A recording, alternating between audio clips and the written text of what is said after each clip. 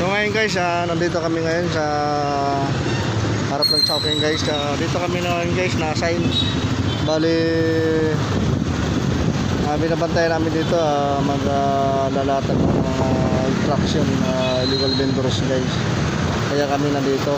Bali, 4 kami dito guys. So, guys, magandang umaga guys, magandang umaga.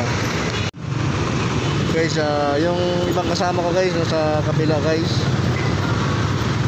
Ayan guys. Saka yung dalawa guys, ayan guys.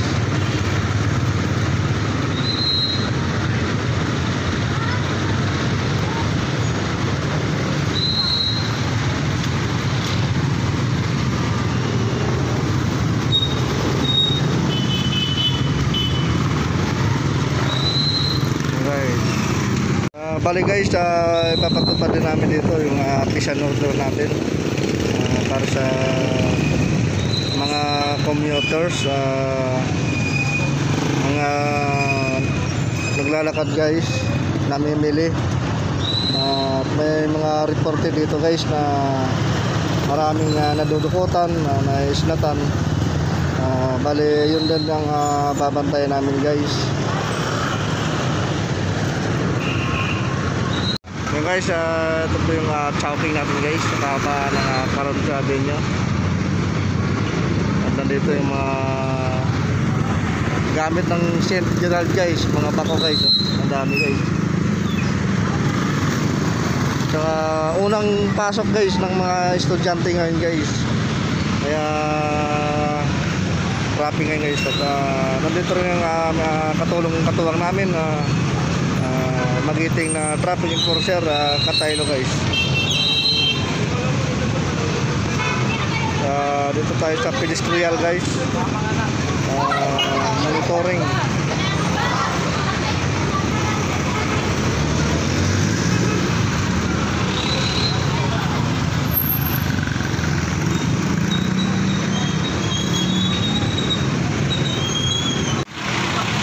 Guys, marami rin na nagtatanong dito guys.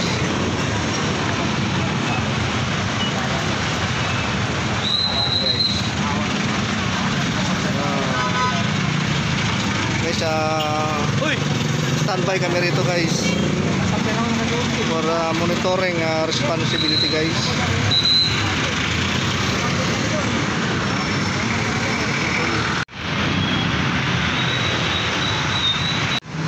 Guys, alas 3 na guys. Nandito pa rin kami sa area guys, sa harap ng Chowking guys. Bali, continue sa monitoring pa rin kami dito guys. At matao ngayon guys kasi may maraming mga estudyante namimili ng kanilang mga gamit guys. Saka yung iba pauwi na rin. And guys, katulad dito guys, nagpapasirok sila guys.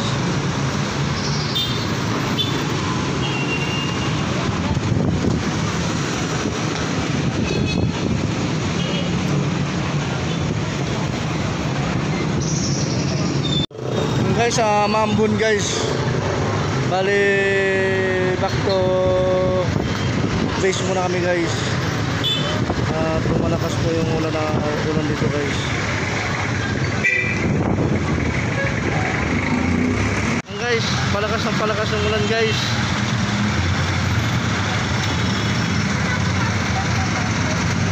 Guys, marami na rin nakaabang ang mga estudyante guys. Kabababa lang. Yung iba pa uwi na guys. Yan po ang skywalk tapos sa City Hall guys. Ang City Hall guys, bali i-demolish yan guys.